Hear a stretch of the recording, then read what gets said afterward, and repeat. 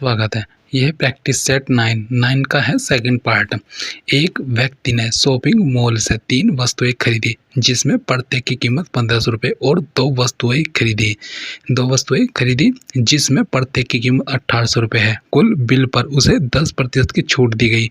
वस्तुओं का औसत मूल्य कितना है? इसका आंसर वैसे 1458 है, लेकिन व्याख्या में इसकी शॉपिंग मॉल से खरीदे गए 3 वस्तुओं की कुल कीमत 1500 गुना 3 तो ये हो गया 4500 रुपये तथा 2 और वस्तुओं की कुल कीमत 1800 गुना 2 3600 रुपये होगी। अतः कुल 5 वस्तुओं की खरीद की कुल कीमत 4500 प्लस 3600 बराबर 8100 होगी, क्योंकि 3 वस्तु शुरू में खरीद 2 वस्तु बाद में, तो 5 होगी टोटल। फिर प्रश्न अनुसार कुल बिल पर 10% की छूट दी गई। टोटल में छूट की राशि 8100 गुना 10/100 गुना बराबर आएगा 810 रुपये। 5 अतः 5 वस्तुओं के खरीद पर दी गई कीमत ये हो जाएगी 8100 माइनस 810 बराबर 7290 रुपये। औसत मूल्य बराबर हो जाएगा 7290 बटे 5 भाग दिया 5 से, तो आ गया 1458 रुपये। फिर 27 नंबर में आएगा निम्नलिखित श्रृंखला में x के मान का पता लगाइए। 3, 2, 11, 14, 27, 34, 51, 21 है। इसका आएगा आंसर ए में है 62, लेकिन इसकी व्याख्या में आएगा। व्याख्या में श्रृंखला में x का मान निम्नवत होगा। जैसे 3 कैसा आया 1 का स्क्वायर प्लस 2 3 हो गया। फिर 2 कैसा है 2 का स्क्वायर माइनस 2। फिर 11 कैसा है 3 का स्क्वायर प्लस 2 11 हो गया। फिर 14 कैसा है 4 का स्क्वायर माइनस 2। फिर 27 कैसा है 5 स्क्वायर प्लस 2 27 आ गया। 34 कैसा है 36 स्क्वायर माइनस 2। 51 कैसा है 7 स्क्वायर प्लस 2 तो ये 51 हो गया। x कैसा आएगा, x का मान क्या आएगा 8 का स्क्वायर माइनस 2 तो 68 64 में से 2 गए 62 आ गया।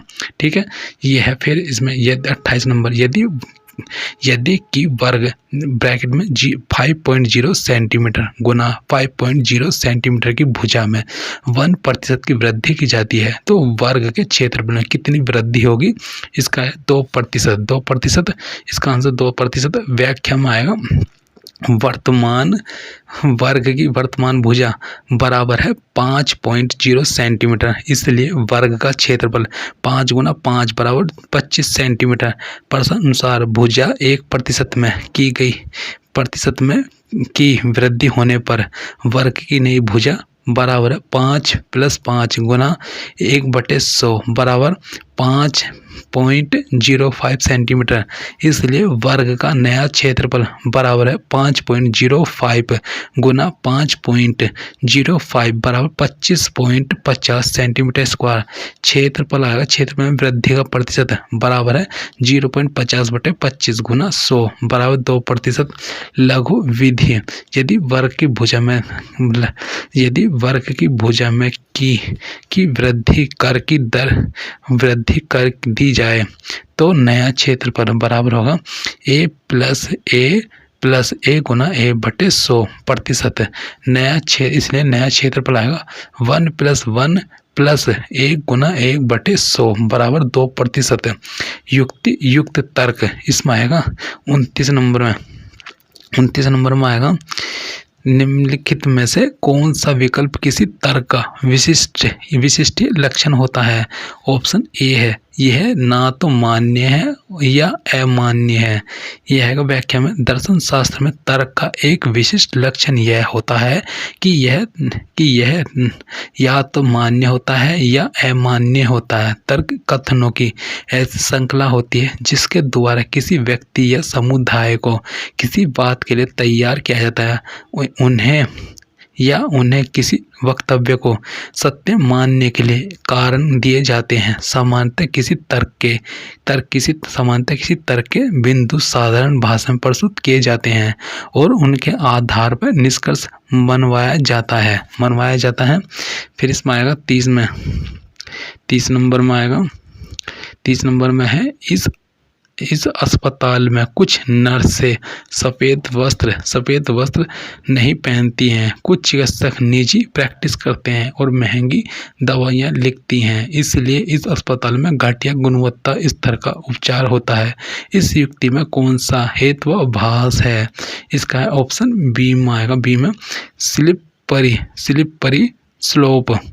व्याख्या में दिया गया युक्ति वाक्य कि इस अस्पताल में कुछ नर्स सफ़ेद वस्त्र नहीं पहनती हैं, कुछ चिकित्सक निजी प्रैक्टिस करते हैं और महंगी दवाइयाँ लिखते हैं, इसलिए इस अस्पताल में घटिया गुणवत्ता का उपचार होता है। इस युक्ति में स्लिपरी स्लोप हेत्वाभास व्याप्त है। भारतीय दर्शन शास्त्र में हेत्वाभास उस अवस्था को कहते हैं जिसमें वास्तविक हेतु अभाव होने पर या किसी अवास्तविक असद हेतु के वर्तमान रहने पर भी वास्तविक हेतु का आभास मिलता है या अस्तित्व दिखाई देता है और उसके फलस्वरूप भ्रमण होता है या हो सकता है। हेत्वाभास 5 प्रकार के होते हैं। वह भी विचार विरुद्ध, प्रकरण सम, साध्य सम और कलातीत। फिर 31 में आएगा यदि वर्षा होगी तो सूखा समाप्त हो जाएगा। सूखा समाप्त हो गया, अतः वर्षा हुई। यह किस प्रकार का हेत्वाभास है? यह ऑप्शन है ए में आएगा। निगमनात्मक हेत्वाभास। यदि वर्षा होगी तो सूखा समाप्त हो जाएगी। सूखा समाप्त हो जाएगा, समाप्त हो गया, अतः वर्षा हुई। इस वाक्य में निगमनात्मक हेत्वाभास विद्वान है। यदि हेतु में इनमें से किसी गुण की भी त्रुटि हो तो वह हेतु नाश रहकर हेत्वाभास बन जाता है।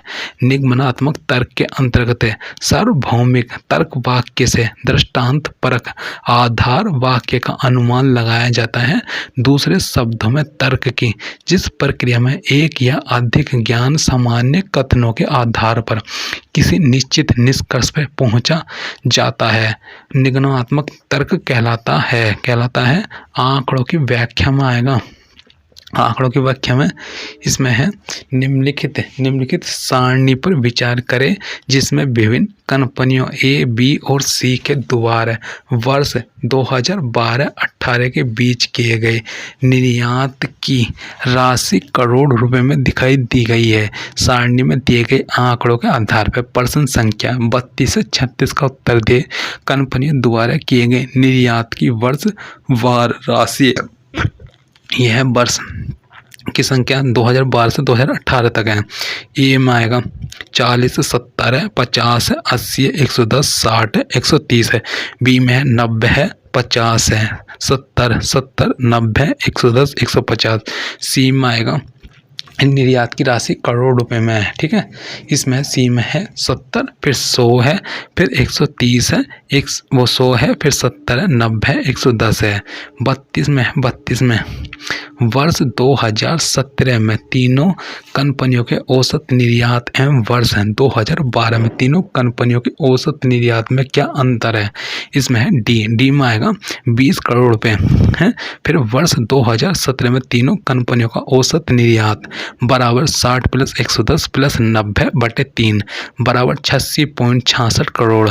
फिर वर्ष 2012 में तीनों कंपनियों का औसत निर्यात है 40 + 90, 90 + 70/3 बराबर 200/3 बराबर 66.66 करोड़।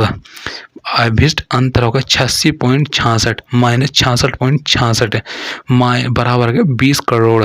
33 में आएगा दी गई अवधि के दौरान कितने वर्षों में कंपनी ए द्वारा किए गए निर्यात की राशि दी हुई है अवधि के दौरान इसकी औसत वार्षिक निर्यात राशि से अधिक रही है।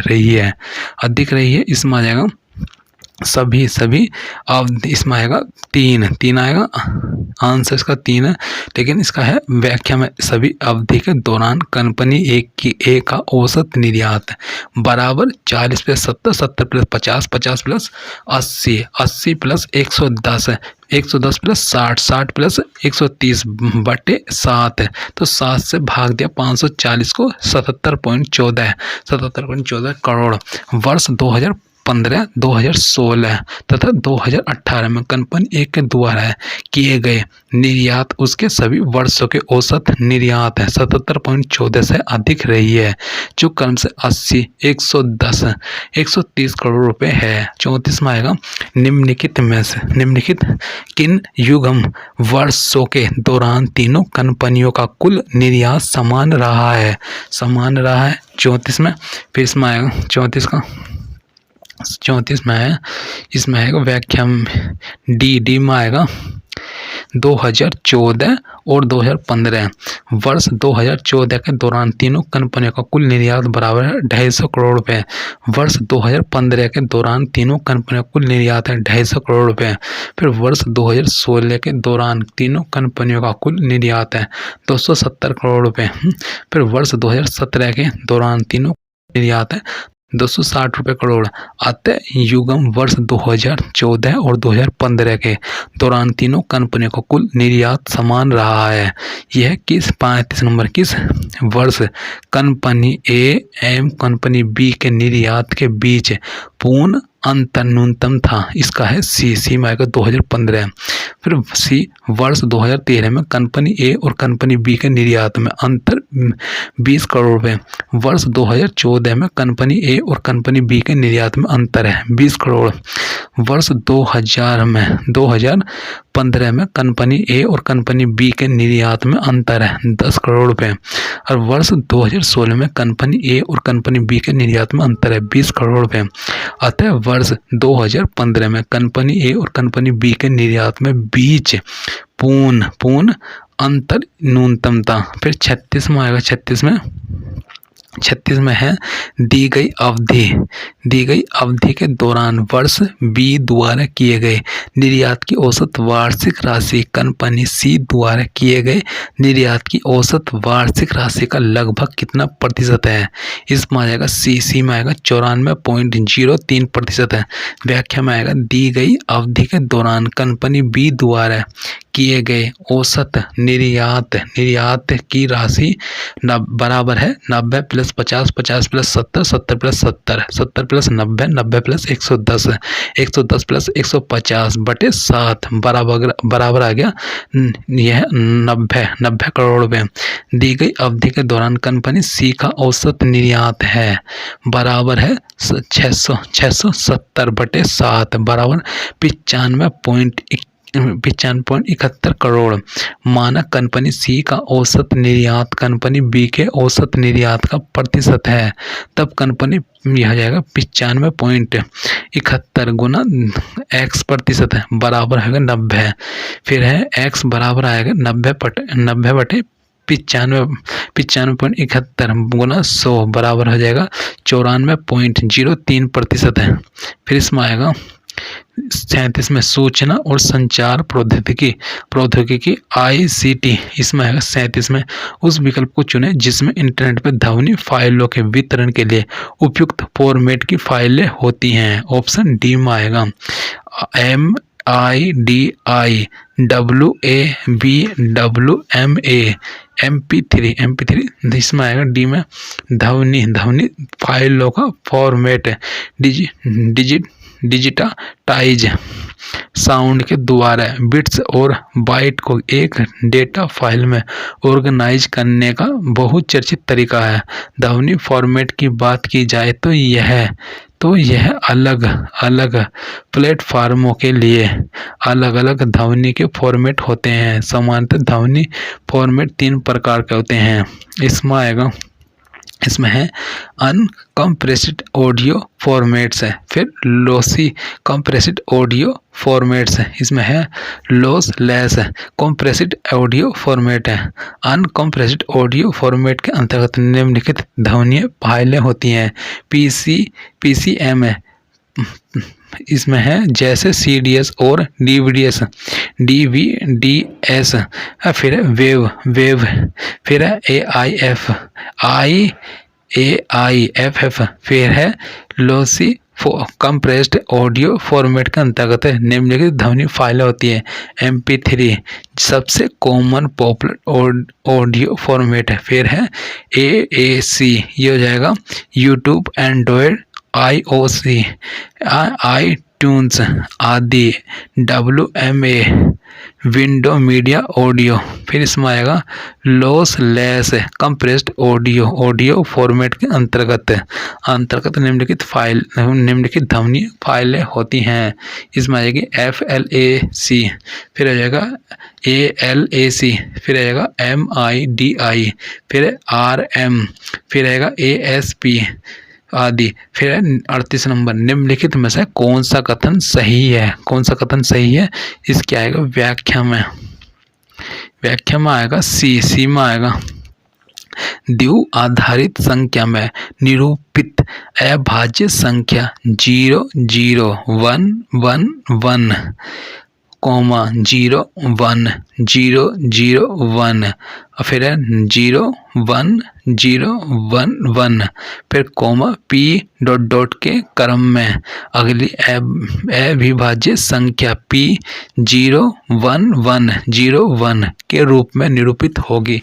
सही है 0 और 1 में लिखी द्वि आधारित संख्या की यह श्रेणी निम्नलिखित प्रकार से बढ़ती है।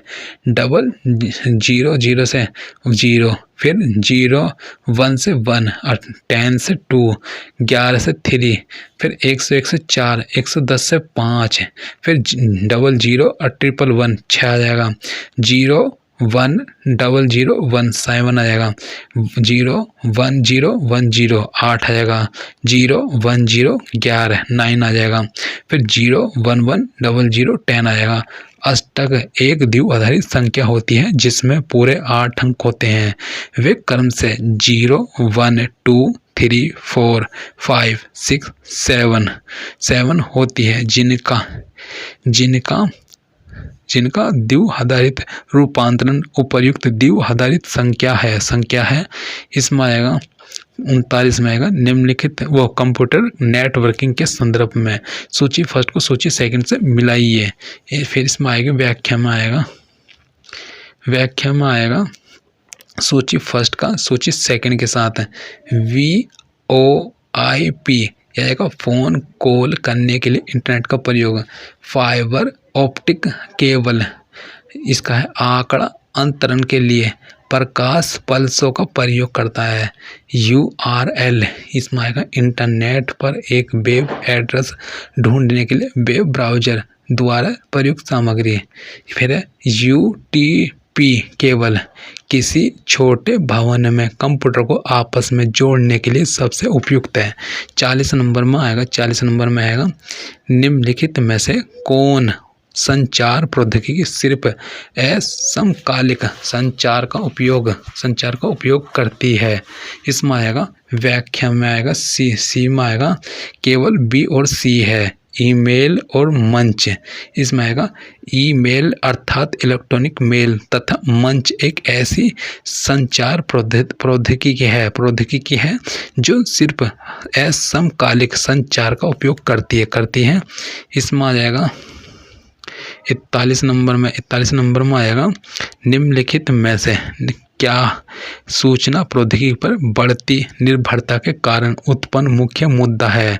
इसका ऑप्शन सी में आएगा। सी में बी और सी इसमें आएगा सुरक्षा संबंधित खतरे, निजता संबंधित चिंता सी में। फिर इसकी व्याख्या में आएगा सुरक्षा संबंधित खतरे तथा निजता संबंधित चिंता ऐसे मुख्य मुद्दे हैं जो सूचना प्रौद्योगिकी पर बढ़ती निर्भरता के कारण उत्पन्न हो रहे हैं वर्तमान समय में सूचना प्रौद्योगिकी पर इतनी निर्भरता बढ़ गई है कि इसके बिना किसी भी काम को सफलतापूर्वक संपन्न ही नहीं किया जा सकता। वर्तमान समय होने वाला साइबर क्राइम, डाटा की चोरी, निजी सूचनाओं की गोपनीयता का भंग होना, इत्यादि सभी सूचना व संचार प्रौद्योगिकी पर अत्यधिक निर्भरता के कारण हो रहा है। लोग, विकास और पर्यावरण। इसमें आएगा 42 में शुद्ध जल प्रणालियों को में ऑक्सीजन की मांग करने वाले अपशिष्ट के मुख्य स्रोत कौन कौन से हैं? इसमें आएगा व्याख्या में आएगा शुद्ध जल प्रणालियों में ऑक्सीजन की मांग करने वाले अपशिष्ट के मुख्य स्रोत कृषि अपशिष्ट, खाद्य प्रसंस्करण तथा मल जल बहिस्राव इत्यादि है। ऑक्सीजन की वह मात्रा जिससे जैविक तत्व की एक निश्चित मात्रा को गलाया जाए उसे जैविक ऑक्सीजन मांग BOD कहा जाता है। पानी में BOD की मात्रा प्रदूषण के स्तर का सूचक होती है। फिर 43 में आएगा निम्नलिखित में कौन सा प्राकृतिक संकट है जो अपेक्षाकृत मंद आरंभिकता रखता है। 43 में आएगा व्याख्या में सूखा एक ऐसी प्राकृतिक संकट है जो अपेक्षाकृत मंद आरंभिकता रखता है। सूखा संकट एकाएक घटित नहीं होता बल्कि इसके आने का पूर्वानुमान हमें हो जाता है। सूखा या ऐसी कोई आपदा को नियंत्रित करना तो संभव नहीं है, लेकिन इसका पूर्वानुमान होने पर इससे जूझने की तैयारी जरूर की जा सकती है। सूखे के दौरान संयम और प्रबंधन शिक्षा और जागरूकता के माध्यम से ही संभव है। सूखा तत्कालिक समस्या नहीं है, समय के साथ इसकी विरलता भी बढ़ती जाती है। इसके दुष्प्रभाव दूरगामी होते हैं। इन हालतों में आपसी तालमेल, सुनियोजित व्यवस्था और प्रबंधन से तकलीफों को कम किया जा सकता है। फिर 44 निम्नलिखित में से कौन नवीकरणीय प्राकृतिक संसाधन है? इसका है D लवण। फिर इसमें आएगा व्याख्या में प्राकृतिक संसाधनों को नवीकरणीय संसाधन अनवीकरणीय संसाधनों में वर्गीकृत किया जा सकता है। ऐसे संसाधन जो पुनः उत्पन्न होने या जल्दी से नवीकरणीय करने की क्षमता संसाधन कहलाते हैं। वे सूर्य, पवन ऊर्जा, पानी, मिट्टी, जंगल, भूतापीय ऊर्जा एवं जैव विविधता इत्यादि को शामिल करते हैं। कुछ नवीकरणीय संसाधन असावधानी पूर्वक प्रयोग करने के कारण नष्ट हो सकते हैं। अन्य नवीकरणीय संसाधन प्रकृति में सीमित मात्रा में है और उनके नवीकरण में हजारों वर्ष लग जाते हैं। उदाहरण के लिए कोयला या पेट्रोलियम यदि पूर्ण रूप से बाहर निकाल लिए जाते हैं तो उनको उत्पन्न करने में लगभग 10 लाख वर्ष लगते हैं। फिर 45 में आएगा क्योटो प्रोटोकॉल के अंतर्गत है दूसरी प्रतिबद्धता अवधि में 1990 के स्तर तक कम से कम कितने प्रतिशत हरित गृह गैस की कटौती की जाएगी? इसमें आएगा ऑप्शन में डी में 18%। फिर आएगा क्योटो प्रोटोकॉल संयुक्त राष्ट्र के पर्यावरण बदलाव पर एक अंतर्राष्ट्रीय संधि है। इस संधि पर दिसंबर 1997 में क्योटो सम्मेलन के दौरान हस्ताक्षर किए गए थे।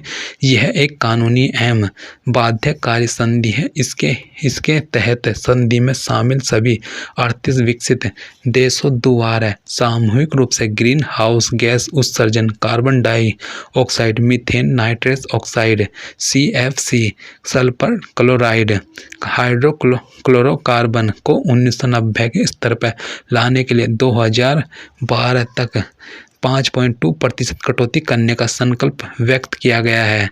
क्योटो प्रोटोकॉल के अंतर्गत दूसरी प्रतिबद्धता अवधि में 1990 के स्तर तक कम से कम 18% हरित गृह गैस की कटौती करना है। क्योटो प्रोटोकॉल की दूसरी प्रतिबद्धता अवधि को 2012 में अपनाया गया। इसकी पहली प्रतिबद्धता अवधि 2008 से 2012 के बीच थी। फिर इसमें आएगा 20 वर्ष 2012 में दोहा में दूसरी प्रतिबद्धता अवधि के लिए क्योटो प्रोटोकॉल में संशोधन किए गए थे, जिन्हें दोहा संशोधन कहा जाता है। इसी वर्ष प्रतिबद्धता अवधि को 2013 से 2020 तक के लिए स्वीकार किया गया है। 46 में आएगा बायोमास ईंधन में संधारणीय कार्बन न्यूट्रल ऊर्जा के सर्जन की क्षमता होती है, क्योंकि इसमें क्योंकि में आएगा क्योंकि ये उपभोग और वृद्धि की मात्रा के आधार पर दहन में कार्बन डाइऑक्साइड का उत्सर्जन करते हैं। इसमें आएगा व्याख्या में बायोमास ईंधन में संधारणीय कार्बन न्यूट्रल ऊर्जा के सर्जन की क्षमता होती है, क्योंकि ये उपभोग और वृद्धि की मात्रा के आधार पर दहन में कार्बन डाइऑक्साइड का उत्सर्जन करते हैं। उच्च शिक्षा प्रणाली एवं शासन प्रणाली चारों वेदों के काल में विद्यार्थियों को निम्नलिखित में से किस संस्करण के उपरांत वैदिक विद्यालयों में भेजा जाता था? इसमें ए में आएगा उपनयन संस्कार। इसमें आएगा चारों वेदों के काल में विद्यार्थियों को उपनयन संस्कार के उपरांत वैदिक विद्यालयों में भेजा जाता था। हिंदू धर्म संस्कारों के में उपनयन संस्कार 10वां संस्कार है। मनुष्य जीवन के लिए यह संस्कार विशेष महत्वपूर्ण है। इस संस्कार के अंतर ही बालक के जीवन में भौतिक तथा आध्यात्मिक उन्नति का मार्ग प्रशस्त होता है। इस संस्करण में वेद आरंभ संस्करण का भी समावेश होता है। इसी को यागोपवीत संस्कार भी कहते हैं। इस संस्कार में बटुक को गायत्री मंत्र की दीक्षा दी जाती है और यज्ञोपवीत धारण कराया जाता है। विशेषकर अपनी अपनी शाखा के अनुसार वेद अध्ययन किया जाता है। यह संस्कार ब्राह्मण बालक 8वें वर्ष में, क्षत्रिय बालक का 11वें वर्ष में और वैश्य बालक का 12वें वर्ष में होता है। इसमें आएगा 48 नंबर में आएगा बाजार अर्थव्यवस्था की मांग को पूरा करने एवं योग्य स्नातक तैयार करने हेतु अंतर्राष्ट्रीय बाजार में अपने समकक्षों में से प्रतिस्पर्धा कर सके। वर्तमान भारतीय उच्च शिक्षा में सर्वप्रथम और महत्वपूर्ण परिवर्तन निम्नलिखित में से किससे जुड़ा है? इसमें ऑप्शन बी में आएगा पाठ्यक्रम। वर्तमान भारतीय उच्च शिक्षा में सर्वप्रथम और महत्वपूर्ण परिवर्तन पाठ्यक्रम में किया जाना चाहिए, जिससे बाजार अर्थव्यवस्था की मांग को पूरा करने एवं योग्य स्नातक तैयार करने में सक्षम हो तथा अंतर्राष्ट्रीय बाजार में अपने समकक्षों से प्रतिस्पर्धा कर सके। ऐसा इसलिए क्योंकि वर्तमान स्नातक पाठ्यक्रम अंतर्राष्ट्रीय आर्थिक परिवेश के अनुरूप न होकर परंपरावादी मात्र है। इसमें तकनीकी शिक्षा व व्यावहारिक ज्ञान का बहुत योगदान नहीं है। 49 में आएगा। 49 में इसमें इनमें से कौन कौशल विकास और उद्यमिता मंत्रालय की अग्रणी योजना है, जिसका इस क्रियान्वयन राष्ट्रीय कौशल विकास निगम द्वारा किया गया है? इसमें आएगा डी में आएगा प्रधानमंत्री कौशल विकास योजना। प्रधानमंत्री कौशल विकास योजना कौशल विकास और उद्यमिता मंत्रालय की अग्रणी योजना है, जिसका क्रियान्वयन राष्ट्रीय कौशल विकास निगम द्वारा किया गया है। राष्ट्रीय कौशल योग्यता फ्रेमवर्क के मापदंडों के तहत कौशल प्रमाणन और पुरस्कार योजना का उद्देश्य युवाओं को कौशल विकास प्रशिक्षण के लिए आकर्षित करना। यह एक योग्यता आधारित रूपरेखा है। सरकार और निजी